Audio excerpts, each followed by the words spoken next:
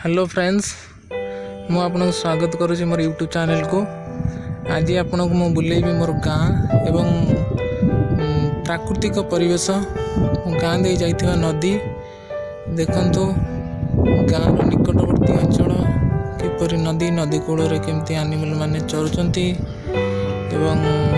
ठारे गोटे गोट गोटे छेलीटी मध्य चरुची। प्राकृतिक परिवेश अति सुंदर लगुची जमती कहती नहीं छोट मोर गाँटी तो ये सही परी लगुच देखु। और ये आपण मन देखेबी कि आपण मैंने बर्तमान समाज रे आमे बर्तमान एमती गोटे सोसाइटी रोचे कि नदी हो कि पोखरी हो गाँ नदी रे थिबा से जो दल एमती अनेक किसी धीरे धीरे भूलवा को लगिलानी। तो मु आपण मानू से चेष्टा करुँच देखापी देखु से गोटे टेम्पलटे अच्छी से ग्राम मंदिरटे तो आपण मैंने देखिपे। तो क्यों मैंने नदी रे गाधई टिके मते कमेंट रे टिके जनइबे तो किपरि नदी रे आपण मैंने पिला बेले गाधोई थे केमती आपण मान को अनुभव हुए गाँव से बास्ना नदी कूल से नड़िया गछ देखु। आम जाचे जे गछ किपरि आमर मृत्तिका क्षय को रोकी थाए तो पाखापाखि से लोक मैंने कौन करती कि अधिकांश आमर बाउंश गछ को लगे दियंती। तो ये आपण मैंने देखुवे आपन को कंप्लीटली पूरा चाष क्षेत्र देखा देखु जे आपण मान गाँव में एमती गोटे पंप सेट थी यहाँ देखुवे यहाँ गोटे पंप सेट देखते यहाँ गोटे पंप सेट यहाँ जहाँकि आम चाषी भाई मान बहुत हेल्पफुल करें कि यहाँ तो खराब हो जाए चलुनी आपको देखा ये देखु बर्तमान नदीर पानी टिके क्लीयर ना कहीं ना जो आमर लगातार वर्षा फल नदीर जल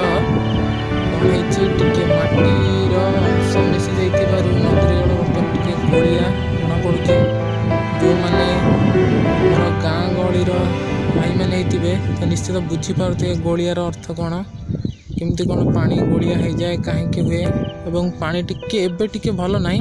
तो पाखापाखि खरा दिन बहुत भल थाए लोक बहुत ये नई गाधई था। तो धीरे धीरे समाज परिवर्तन अनुसार आम धीरे धीरे परिवर्तन हो जाए नदी में गाधेबा हो भूली जाऊे किंतु गोटे बेनिफिट में आपण मैंने भी जानी नदी में गाधोर कौन कौन सब बेनिफिट भी हुए कारण आपण मैंने जो नलकूप गाधाती से आपण कौन किसी अल्प स्वल्प पानी गाधेवाई चेष्टा करती कि नदी में आम कौन कर डुबकी लगो कौ मैंने सब डुबकी लगे पिला बेले तो कमेंट कर जनइबे। एवं पहरिबा यहाँ हूँ गोटे बढ़िया कथाटे जी साधारणतः आम नदी में शिखी था गाँ गल छोट छोट नदी थाए तो एमती नुहे बड़ बड़ नदी जावा कथा नुहे जो कुंभीर थी संभावना थाए गभीर नदी जो बुड़ी जबार बहुत संभावना तो से न जाए गाँ जाता छोट छोट नदी आम किपरि पहरिबा शिखी था यहाँ आम जीवन में बहुत कम था फिजिकाली आम स्ट्रंग होता। तो आज वीडियो रे मुझे देखली मो गाँव नदी जदि आपण वीडियो भल लगी था कमेंट करेंगे आर नेक्स्ट एपिसोड गोटे बनईबी नेक्स्ट एपिसोड मुझे देखी वास्तव में यह केते दूर मो प्रभाव पकाए गोटे नेचुरल गोटे प्राकृतिक परिवेश मैंने जीवन में आम अनेक किसी पाई था गोटे प्राकृतिक परिवेशटा निहाती गोटे मनीष दरकार आज समाज रे। धीरे धीरे आपण मैंने देखुए कोरोना हो धीरे धीरे सब प्रकार रोग प्रादुर्भाव बढ़ा लगे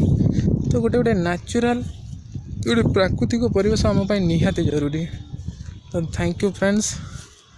जदि वीडियोटी भल लगी टे लाइक कमेंट शेयर भी करूँ और यार नेक्स्ट एपिसोड नेक्स्ट